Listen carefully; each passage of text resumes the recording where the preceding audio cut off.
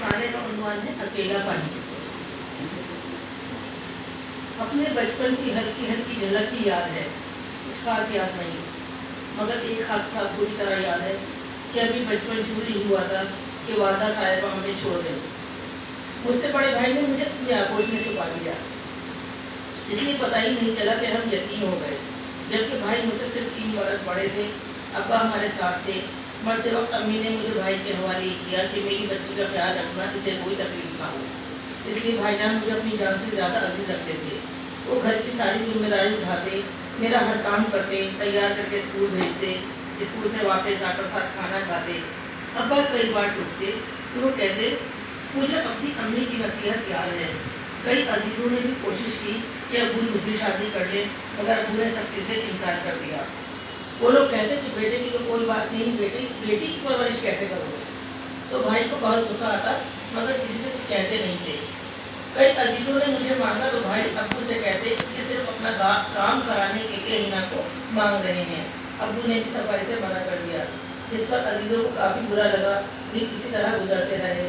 भाईजान सारे घर का काम करते, पढ़ाई करते, इस तरह से दिन गुजर रहे थे और हम बड़े हो रहे थे। भाईजान पढ़ने जाते थे, बाद में अब्बू की मदद हो जाती, तो मैं घर में अकेली होती थी। इसलिए अब्बू ने भाईजान की शादी कर दी, जबकि वो 18 साल के भी नहीं हुए थे, मगर घर की मजबूरी थी। फिर कुछ साल बाद ही उन लोगों को मेरी शादी की फिक्र होने लगी। तब भाईजान ने अब्बू से कहा कि अब्बू, मैं सोच रहा हूँ कि हिना की शादी खानदान में ही करनी जाए।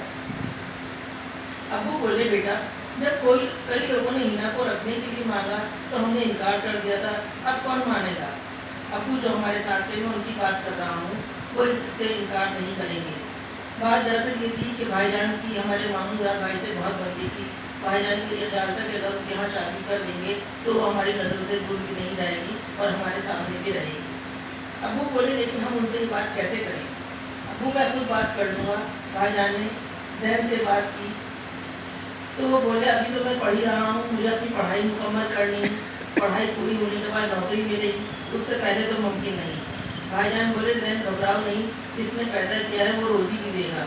अब तुम ही देखो, अम्मी के बाद आखिर हम पल ही गए, इस तरह अल्लाह तुम्हें भी खड़ा कर देगा और तुम बरसरे रोजगार हो जाओगे।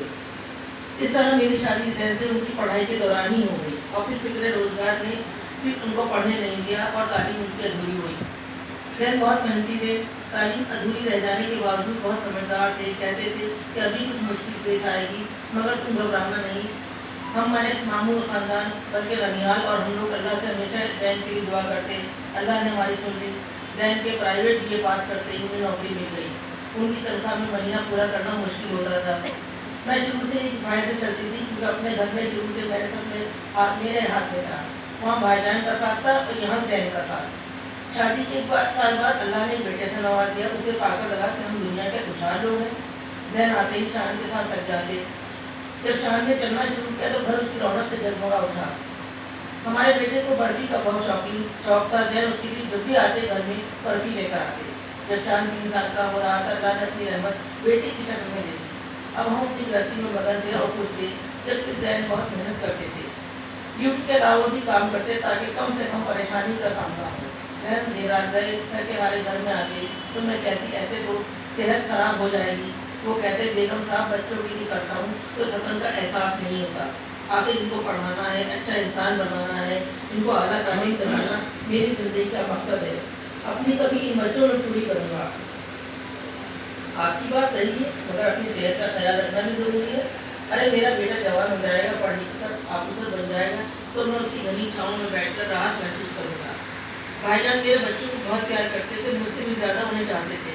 गुड़िया को कहते हैं, हिना छोटी सी मेरे सामने आ गई है। हम दोनों अपने बच्चों की परवरिश में मगन थे। जैन कामयाब हो गया, उनके बेटे ने मयार की पढ़ाई की और एक बैंक में ऑफिसर हो गया। एक अच्छी मुलाजमत पर देखकर हम दोनों खुश थे। दोनों बच्चे बड़े हो चुके थे। मैं तभी उन्हें अपने हाथ से खाना खिलाती। दोनों इधर से उधर हो जाते तो हमारी जान निकल जाती। बाहर सड़क पर जैन चक्कर काटने लगते।